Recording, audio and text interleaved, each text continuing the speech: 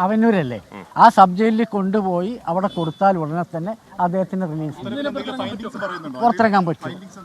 ഇല്ല, ഒന്നുമില്ല, ഒരു വ്യവസ്ഥകളും ഇല്ല. Unconditional bail is grand.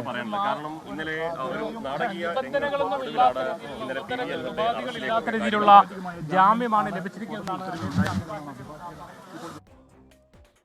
ഉപാധികളില്ലാത്ത ജാമ്യം ലഭിച്ചിരിക്കുന്നു എന്നതാണ് അഭിഭാഷകൻ പറയുന്നത്. വിപിൻ സി വിജയൻ തുടരുന്നുണ്ട്. വിപിൻ, ഞാൻ ചോദിച്ചത് നേരത്തെ കോടതി എന്തെങ്കിലും ചോദ്യങ്ങൾ കൂടുതലായി ചോദിച്ചോ എന്നുള്ളതാണ്. 12 മണി മുതൽ കസ്റ്റഡിയിലുള്ളവരുടെ പേരുകൾ എന്തുകൊണ്ട് FIR-ൽ ഇല്ല എന്നൊക്കെ നേരത്തെ കോടതി ചോദിച്ചിരുന്നല്ലോ. ജാമ്യം നൽകിക്കൊണ്ട്, അതും ഉപാധികളില്ലാതെ ജാമ്യം നൽകിക്കൊണ്ട് എന്താണ് കോടതി പറഞ്ഞത്? എന്തെങ്കിലും പറഞ്ഞോ?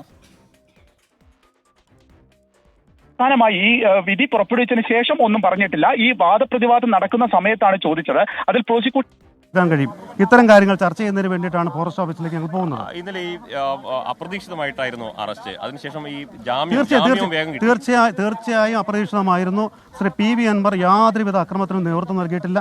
അദ്ദേഹം നമ്മുടെ ഓഫീസിൽ പോയി ഫോറസ്റ്റ് ഉദ്യോഗസ്ഥന്മാരെ സംസാരിക്കുക എന്നുള്ള ലക്ഷ്യത്തോടു കൂടിയാണ് പോകുന്നത്. എന്നാൽ അവിടെ ഉണ്ടായ ഒരു അനിഷ്ട സംഭവങ്ങൾ ഖേദകരമാണ്. നിഷേധിക്കേണ്ട കാര്യം നിഷേധിക്കണമല്ലോ. അനിഷ്ട സംഭവങ്ങൾക്ക് ആരും ആഹ്വാനം നൽകിയിട്ടില്ല. അക്രമോത്സവമായ ഒരു സാഹചര്യം അവിടെ രൂപപ്പെട്ടു വന്നതാണ്. സ്വാഭാവികമായിട്ടും ഒരു പ്രതിഷേധ പ്രകടനം നടക്കുമ്പോൾ അവിടെ ആളുകളുടെ പ്രതിഷേധം PV അൻവറിനെ കൊണ്ടുവരാൻ വേണ്ടി ഇപ്പോൾ ഇനി തവനൂരിലാണ്. ഇവിടുന്ന് 2.5 മണിക്കൂർ തീർച്ചയായിട്ടും അത് പരിശോധിച്ച് ഞങ്ങൾ പ്രവർത്തകരായിട്ട് ആലോചിച്ച് എന്തെല്ലാം ക്രമീകരണങ്ങൾ സ്വീകരണം പരിപാടികളൊക്കെ പിന്നീട് ആലോചിച്ച് തീരുമാനിക്കുന്നത്. വേഗം തന്നെ പുറത്തിറങ്ങാനാകുമോ? ഇപ്പോൾ പുറത്തിറങ്ങാനുള്ള ശ്രമങ്ങൾ നടത്തും. അത് നമുക്ക് ഇത്രയും ദൂരം യാത്രയുണ്ട്. അതെ, തീർച്ചയായിട്ടും ഞാൻ പരിശ്രമം നടക്കുന്നുണ്ട്. അത്രേ പറയാം.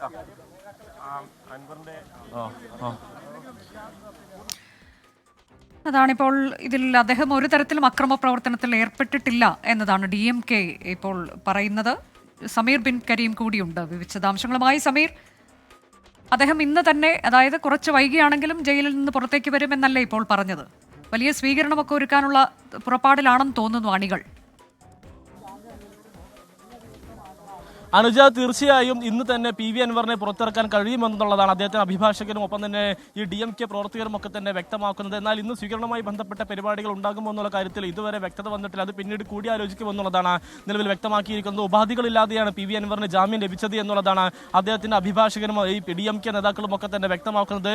ഇന്ന് ഉച്ചക്കാണ് PV അൻവറിന്റെ ജാമ്യാപേക്ഷ കോടതി വാദം കേട്ടത്. വളരെ വിശദമായി തന്നെ കോടതി വാദം കേട്ടു. പ്രോസിക്യൂഷൻ വളരെ കൃത്യമായി പറഞ്ഞിരുന്നത് PV അൻവറിന്റെ പ്രതിഷേധവും എല്ലാം തന്നെ ആസൂത്രിതമായിരുന്നു. സംസ്ഥാനത്തിന്റെ വിവിധ ഭാഗങ്ങളിൽ നിന്നുള്ള ആളുകളാണ് ഈ പ്രതിഷേധ സമരത്തിൽ പങ്കെടുത്തത്. അതുകൊണ്ട് തന്നെ ആസൂത്രിതമാണ്. ജാമ്യം അനുവദിക്കരുത്, പോലീസ് കസ്റ്റഡിയിൽ നൽകണമെന്നുള്ളതായിരുന്നു പ്രോസിക്യൂഷന്റെ വാദം. എന്നാൽ ഇതുമായി ബന്ധപ്പെട്ട് PV അൻവറിന്റെ അഭിഭാഷകൻ പറഞ്ഞത് സംസ്ഥാനത്തിന് വിവിധ ഇടങ്ങളിൽ നിന്നുള്ള ആളുകൾക്ക് ഇത്തരത്തിലുള്ള സമരങ്ങളിൽ പങ്കെടുക്കാൻ പാടില്ല, എന്തുകൊണ്ട് അങ്ങനെ പങ്കെടുത്തുകൂടാ. അതോടൊപ്പം തന്നെ ഈ 12 മണി സമയത്ത് ഈ കസ്റ്റഡിയിലെടുത്ത 4 പ്രവർത്തകരുടെ പേര് പോലും വൈകുന്നേരം 4 മണിക്ക് രജിസ്റ്റർ ചെയ്ത FIR-ൽ ഉണ്ടായിരുന്നില്ല.